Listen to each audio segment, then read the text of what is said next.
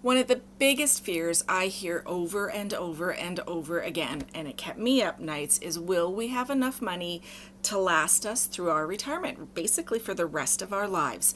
And that question really keeps many of us up at night. Will I have enough money to last me in my retirement? It's a big question, and it doesn't have an easy answer, but we're going to break it down a little bit and give you some practical sort of steps, ideas to help you figure it out. I'm Maureen Dabrensky. This is Life Starts at Retirement.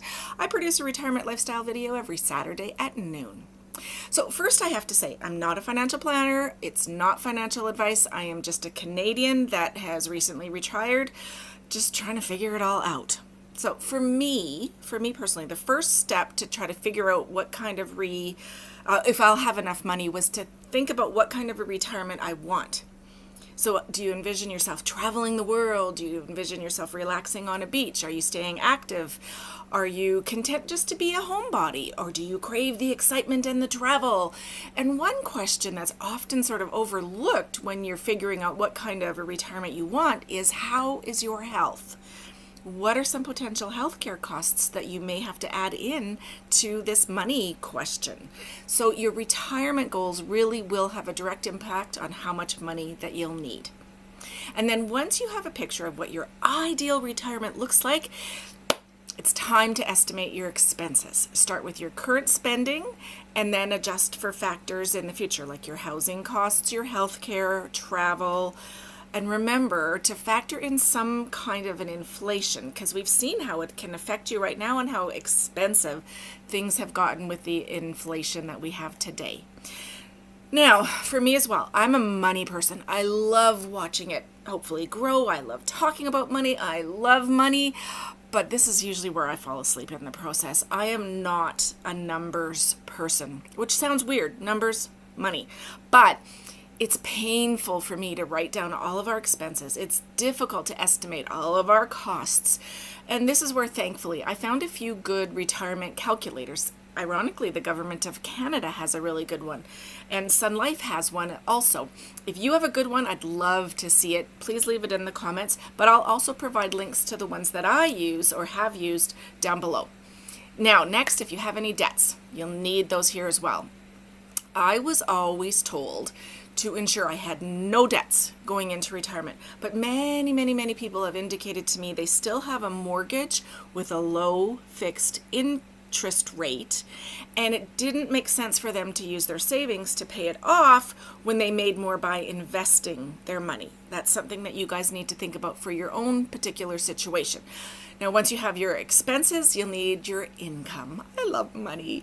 If you aren't retired yet, it though can be a little bit difficult to estimate your income. But again, with the Government of Canada, where I'm from, you can get an estimate of what your Canada pension plan would look like if you take it at 65. You can even call them if you want to take it earlier, and they'll tell you approximately how much it would be. And then if you take your old age security at 65 and you're entitled to the whole OAS, it's $718.33. But you'll need to estimate then how much your investments will bring in, how much savings you have, anything that calculates or is income that you'll bring in. So now you have your expenses, you have your income, you understand what your debt is. And this is where the real math comes in. And if you catch me snoring, don't be too surprised. Add up all your potential income sources, Social Security, pensions, rental, any savings, etc., and then compare this to your estimated expenses. If your income is less than your expenses, you really need to adjust your spending plans or increase your savings. And depending on how far away retirement is, it can seem overwhelming at times. So there may be ways that you can cut expenses. There may be ways to save money. That's something that at least you have a picture in time of what it potentially looks like. Then you can make plans moving forward and either saving more, cutting expenses, etc.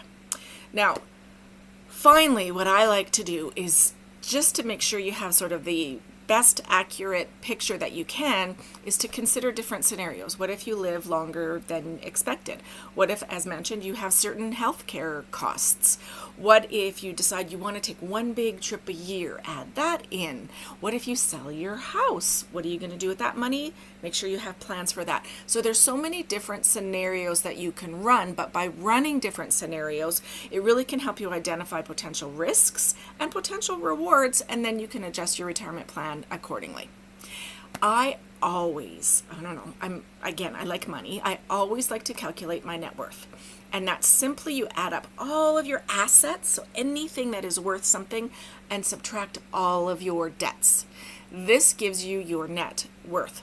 And I have a video on the average net worth and income of a 65-year-old retiree in both Canada and the US, and I'll post it below for you to check out where you are in comparison, but just where everybody else is without judgment.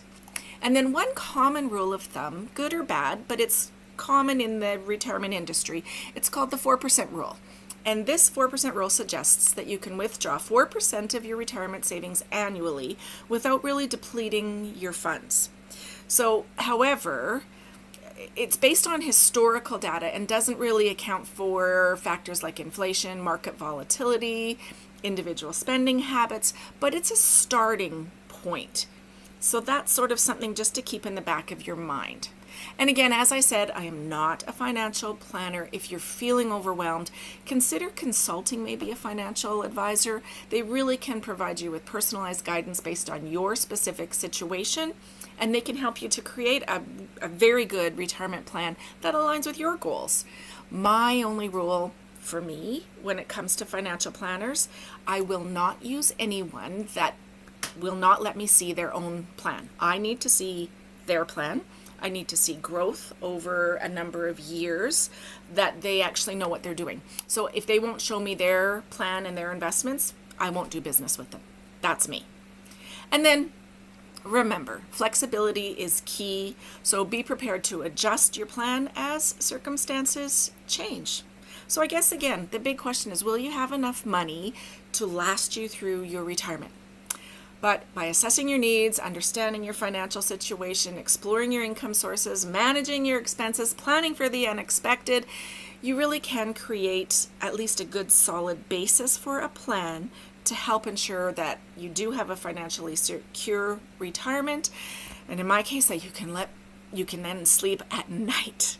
So if you found this video helpful, give it a thumbs up, subscribe for more tips on personal finance and retirement planning. Please consider joining our Facebook group, facebook.com/group/lifestartsatretirement.